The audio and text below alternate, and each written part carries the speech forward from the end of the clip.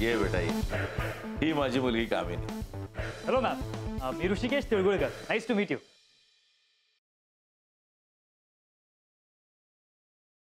तुम्ही बसा ना, बसा.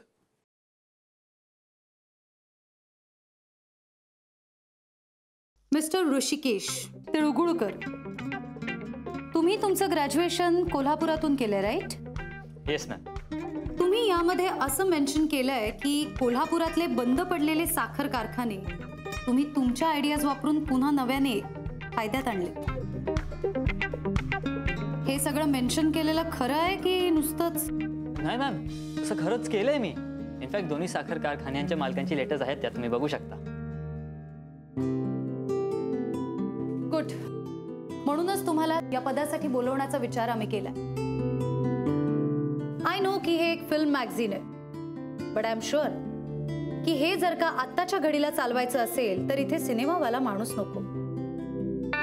कारण सिनेमावाला माणूस हा सिनेमाशी इमोशनली अटॅच्ड असतो आणि इमोशनवर बिझनेस होत नाही, राईट? Right ma'am. मला सांगा मिस्टर तिळगुळकर की तुमचा सिनेमा, नाटक किंवा म्युझिक या गोष्टींशी काही संबंध आहे? अजिबात नाही ma'am. In fact I hate it. हे सगळे वेळ फुकट घालवायचे उद्योग आहेत मॅम. आणि मॅम, मला आयुष्यात करण्यासारखं ना खूप आहे. गुड. आम्हाला इथे अशाच माणसाची गरज आहे ज्याच्या फॅमिलीमधला कुणीही नाटक, फिल्म किंवा म्युझिक यापैकी कुठल्याही गोष्टीशी संबंधित नसेल.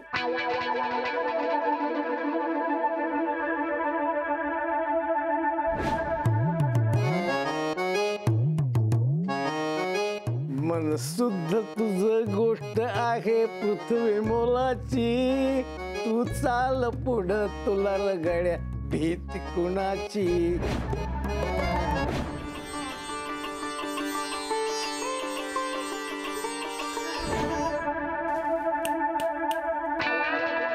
काय काय झालं? काय नाही मॅम, माझ्या दादांचंही नाही आणि माझ्या बाबांचंही संगीत क्षेत्राशी काही संबंध नाही. ऍक्च्युली ना, दुर्दैवाने इथले सगळेच लोक या ना त्या नात्याने फिल्मशी बांधले गेलेले किंवा जोडले जाण्याची इच्छा असलेले आहेत. आणि म्हणूनच या सगळ्याकडे बाहेरून, आय मीन बाहेरच्या पॉइंट ऑफ व्ह्यूने बघणारा कोणीतरी हवाय. मॅम, तसाच आहे मी. कॉंग्रॅच्युलेशन्स. आणि म्हणूनच तुमच्या राहण्याची व्यवस्था याच कॉलनीमध्ये करण्यात आली. त्यामुळे 24 तास कामात लक्ष राहील. काही हरकत? नो प्रॉब्लेम मॅम, काहीच हरकत नाहीये.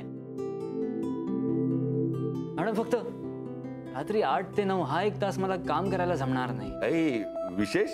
सर, ते काय ना की ओ गॉड, म्हणजे तुम्ही सुद्धा त्या नॉनसेन्स आभासचे फॅन आहात. आभास कोण?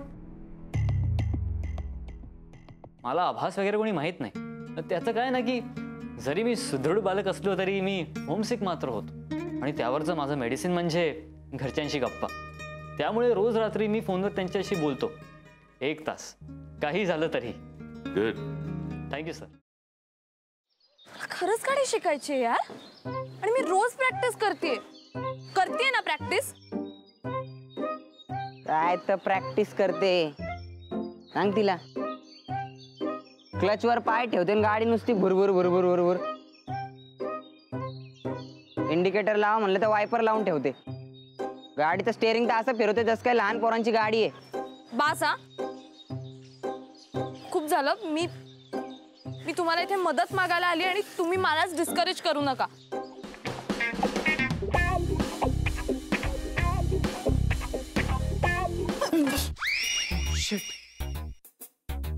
तू पण इथे लपलीयस? हो, मी काही पाल नाहीये भिंतीला चिकटून राहिला. What are you kidding me? अशा सिच्युएशनला तुला विनोद सुचू शकतो? कसं असतं ना, अशी सिच्युएशन आली की आपल्याला टेन्शन येतं आणि मग ते टेन्शन घालवण्यासाठी विनोद करणं चांगलं. व्हॉट्स से? नाही.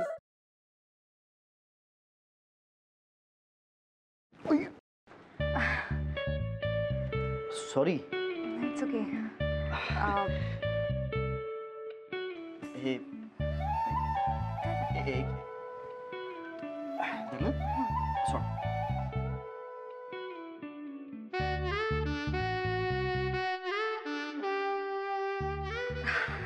अरे थँक्यू. अरे त्या दिवशी ना माझ्या फ्रेंडचा फोन आलेला आणि ती अचानक मला बोलायला लागली की तिला कॅम्पिंग